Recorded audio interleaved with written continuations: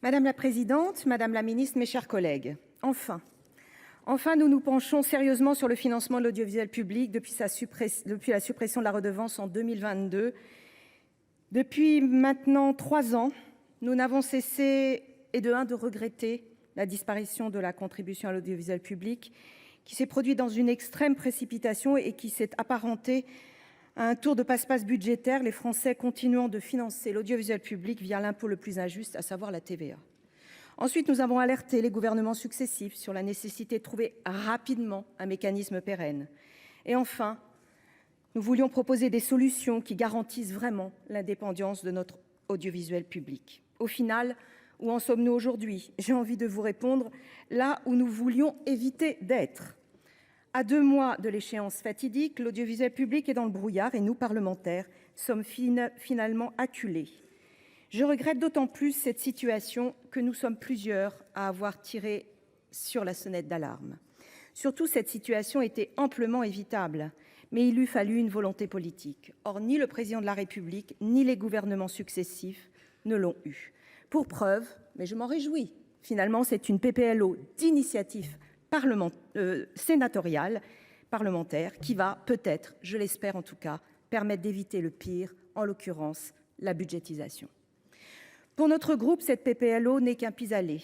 Elle n'est pas la solution optimale, vous le savez, pour assurer un financement pérenne et dynamique, surtout, à l'audiovisuel public, de nature à lui octroyer de la visibilité et à préserver son indépendance.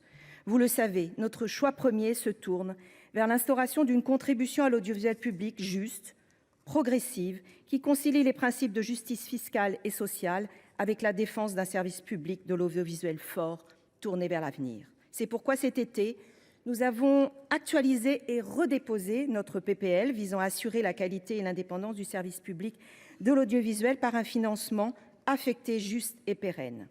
Cette PPL n'est pas seulement notre écho à la réflexion.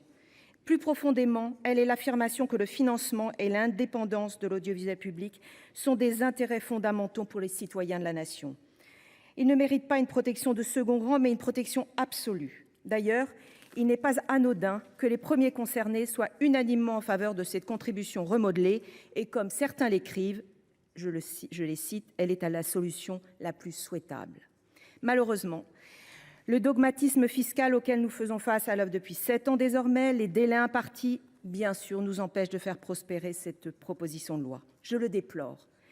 Mais je demeure néanmoins convaincue qu'à long terme, le modèle que nous soutenons est le seul qui satisfasse réellement aux obligations en matière de financement et d'indépendance de l'audiovisuel public. Il est l'optimum que nous défendrons et que nous continuerons de défendre. Alors, face au couperet qui est devant nous, 2 options sont donc envisageables. Le rejet de cette PPLO, mais avec le risque que la budgétisation devienne réalité et porte un coup fatal à l'audiovisuel public. Le vote de cette PPLO sans engagement, sans engouement, dirais-je, mais en faisant montre d'esprit de responsabilité. Nous choisirons, vous l'avez compris, cette seconde voie, car nous ne voulons ni déstabiliser, ni fragiliser plus encore l'audiovisuel public dans une période où son existence même, ces derniers temps, souvenez-vous, a été remise en cause. Vous l'aurez compris, cet sentiment n'est pas un chèque en blanc et n'épuise nullement la question du financement de l'audiovisuel public. Alors, avant de conclure mon propos, puisque nous sommes en plein examen des contrats d'objectifs et de moyens des différentes sociétés de l'audiovisuel public, je tiens à réaffirmer un certain nombre de points. Aucune régulation infra-annuelle ne doit être possible. Comme pressenti, les crédits dits de transformation, par conditionnel et ajustable d'un montant de 69 millions d'euros, qui figuraient dans le PLF 2024, ont été largement amputés en cours d'exercice.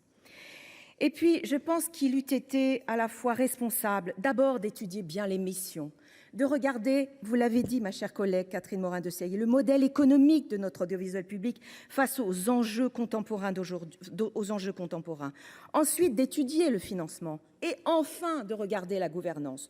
Tout a été fait à l'envers. Alors voilà, l'État aussi, disons-le, ne peut plus être l'actionnaire inconstant depuis des années qui ne respecte jamais la trajectoire des COM. Au contraire, il doit accompagner les sociétés dans leur politique de transformation. Dans un secteur marqué par une concurrence féroce, il doit être l'État stratège que nous attendons. J'en appelle à l'élaboration d'une stratégie d'ensemble pour l'audiovisuel public porté par l'État pour les 10 prochaines années, couvrant toutes les dimensions culturelles, informationnelles, territoriales, plutôt que d'œuvrer dans l'urgence, prenons, Madame la Ministre, mes chers collègues, le temps de préparer l'avenir et donnons vraiment à notre audiovisuel public les moyens d'être ce que nous voulons qu'il soit. Je vous remercie. Merci madame la présidente.